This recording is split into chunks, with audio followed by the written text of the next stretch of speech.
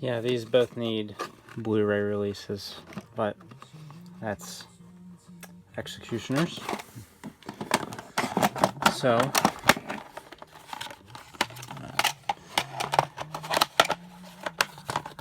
it's nice to have these to maintain. I do watch VHS tapes a lot, more frequently than probably other people do. But it's better than not having it at all. And even when if I eventually get it on a disc format, I have it as a collector's item. So,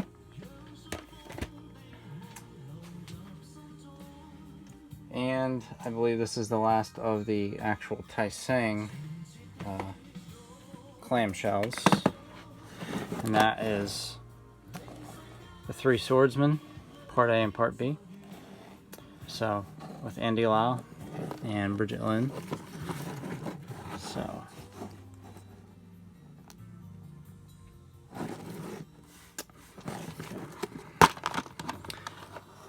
some of these have different labels.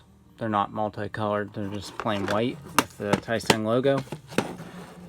But a lot of them do have the like purpley blue or more of a colorful strip with the name on it on the tape. But, that's Andy Lau, one of my favorites. That's the Three Swordsmen. And as for my Pan-Asia videos, I only have a couple of those. So, speaking of Andy Lau, here's one of them. And this is Dragon in Jail. It's I've seen this several times over the years before I got the VHS tape, but Dragon in Jail. I like the movie. It is a little gets dark. The content gets a little darker as you go along through the movie. Seems like it would have been an action movie / drama, but then it turns into like a darker action movie at some point. But I like the back of this one because it has almost nothing for the film itself. It's more of an advertisement for like a stereo system. That's what it looks like. And of course this isn't Tai Seng, so based on the backs of my Pan-Asia collection, they kind of served as an advertising place to advertise for things. And so that's the spine. That's Dragon in Jail with the other Tony Leung and Andy Lau. Big fan of Andy Lau, that's for sure. And this is Bullet in the Head, the John Woo film. There's Tony Leung and Jackie Chung. I believe Simon Yam's also in this. So this actually has the Tai Seng sticker, and it is a Bullet in the Head.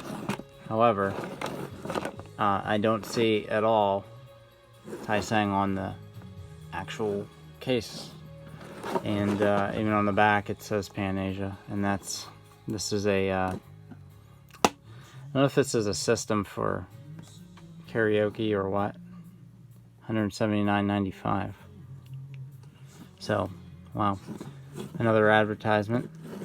And yeah, so I'm not sure about the Tai Seng sticker. I don't know if that was put on there later, even though it's technically the Pan-Asia Video Inc. But that's a Bullet in the Head. So I also have that on another format. I have it on Blu-ray, Korean Blu-ray, Nova Media.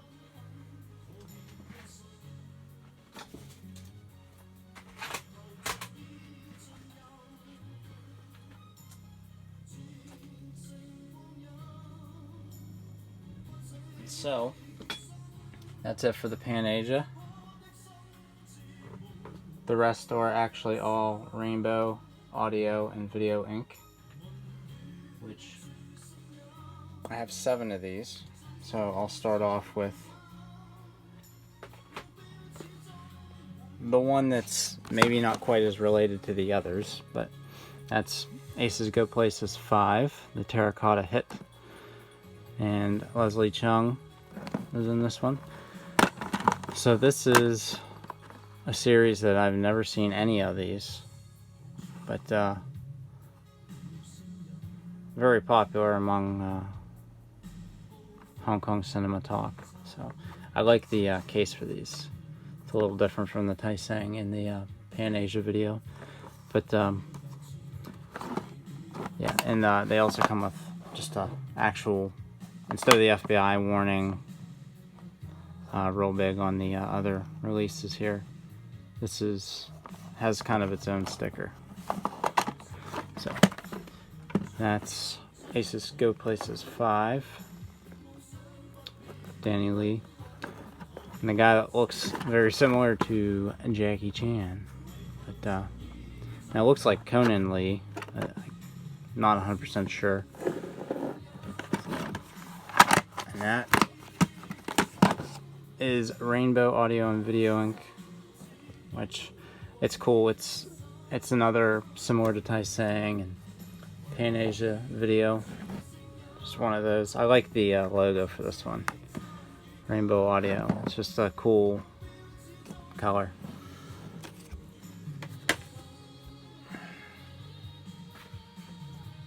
So another.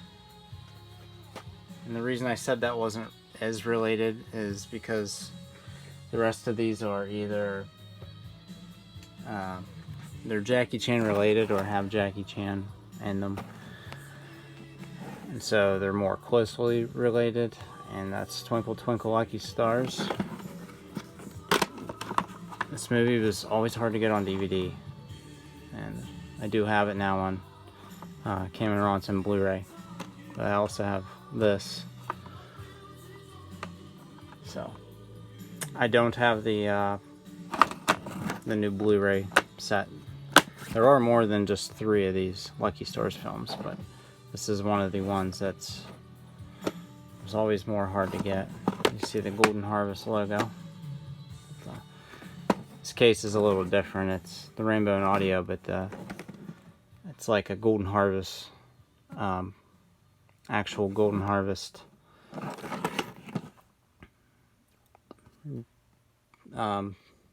I guess the production. So it's like kind of like a, I don't know if it's, you'd say it's a collector's series within the releases from the company, but you can tell because it's the Golden Harvest logo right there.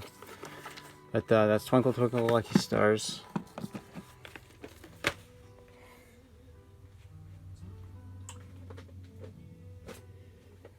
I guess these are not exactly related, but again, Jackie Chan is a performer in Fist of Fury.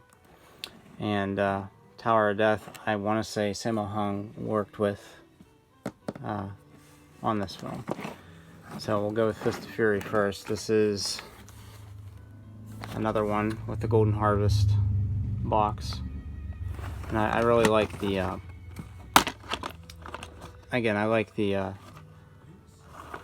way this is basically in a sort of its own. This is Golden Harvest, so we're gonna separate this from the other releases from the company. That's Fist of Fury. Tower of Death, also known as Game of Death 2. But I thought it was really cool that it had the Tower of Death title, which is not really referenced as that so much. When you hear about this movie, you hear about it being Game of Death 2, which I really like this movie. And I think as a standalone movie, it would have been fine. They went on the Game of Death 2 route to make money, probably, based on Bruce Lee. So, and people would know that title from Bruce Lee's Game of Death. So, I really like it. It's one of the better sequels. Usually it would make me mad if something like that was to be made later on and kind of rip off an original part of the series, but Tower of Death was... I wish they would have just kept that title and it would have been a different movie, but it wouldn't have had the Game of Death 2 title. But it is a good movie and I like it a lot. In fact, I think it's sort of underrated. I actually, dare I say, I enjoy it more than Game of Death as a movie, an action movie in martial arts. But not to take away from Bruce Lee's what he was trying to do with Game of Death, but overall I do enjoy the sequel more, Tower of Death. So with that, I'll go to one of the last few I have. This is Enchanting Night, which is I believe a 1987 film that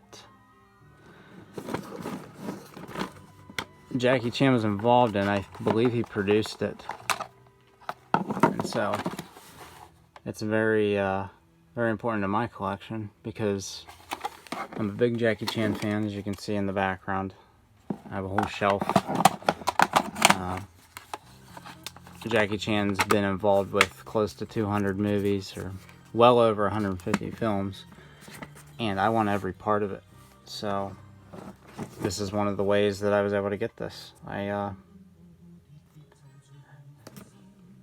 can still watch it. It's a VHS tape. It's not hard to play because it's an import, so it's not going to be a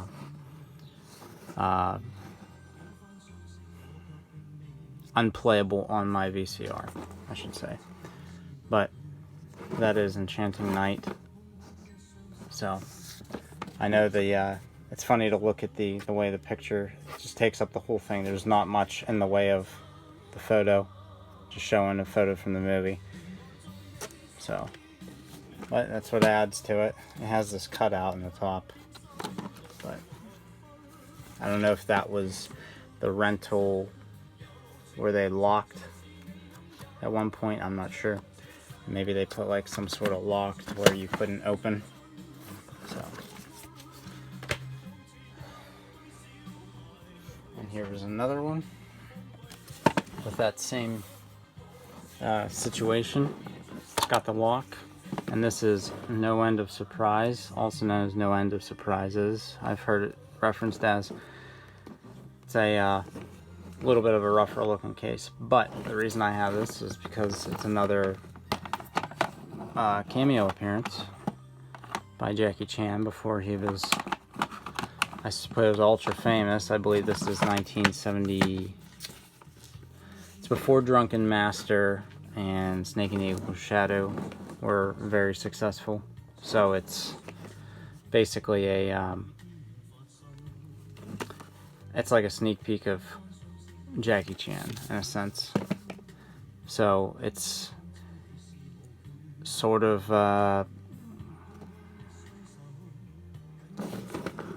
just one of those, again, just a movie involving Jackie Chan that I needed in my collection, and I couldn't believe that I found this, because as far as I know, this is only on this VHS tape and VCD from Joy Cell's Legendary Collection. And I didn't know that there was a tape until it popped up one day online, and I said I gotta get this because VCDs aren't as easily playable. You have to have a player that will play them based on, I assume, the software at the time. So new players don't normally play it, but I can watch a VHS tape. So that's No End of Surprise for the Jackie Chan collection. And last but not least, an underrated film with Jet Li, and that's Dragon Fight. I do have this on DVD, but for years I actually saw this picture. This tape was I think on Amazon, and it was really expensive, and I found other ones that were really expensive on there, and I never got any of them. And I eventually got this on DVD, so I do have it. And it's a very cool late 80s, I believe 89. Yeah, it's like a modern day, as of 1989, Jet Li action film with martial arts and a very young Stephen Chow as well, way before the more popular comedies in the mid to late 90s and 2000s with Shaolin Soccer and Kung Fu Hustle. And Dick Wei, who is kind of like the he's always like a very memorable person, whether he's a good guy or a bad guy. A lot of times he's bad. He's a bad guy, but very underrated Jet Li film. If you can track down the DVD, then it's worth it. It's definitely worth having, or at least watching. And I hope that it eventually gets a Blu-ray release, but the DVD, it's about all we can get.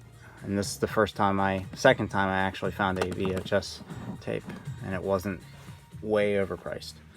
Even for something that's hard to get, it was a decent price. So that's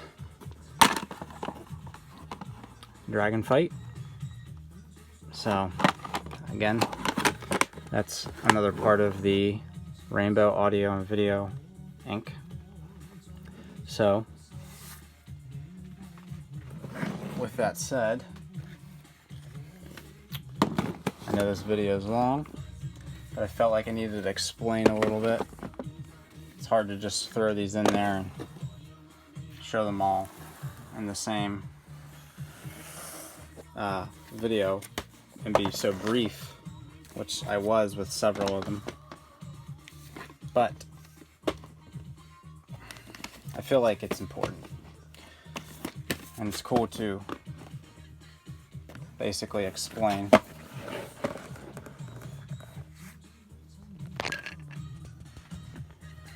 So, this is the magnificent collection of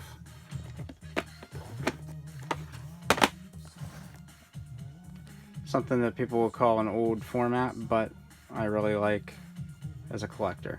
So that is my Tai Seng Rainbow Audio and Video, as well as Pan Asia VHS collection of great Asian cinema and martial arts films. Thanks for watching.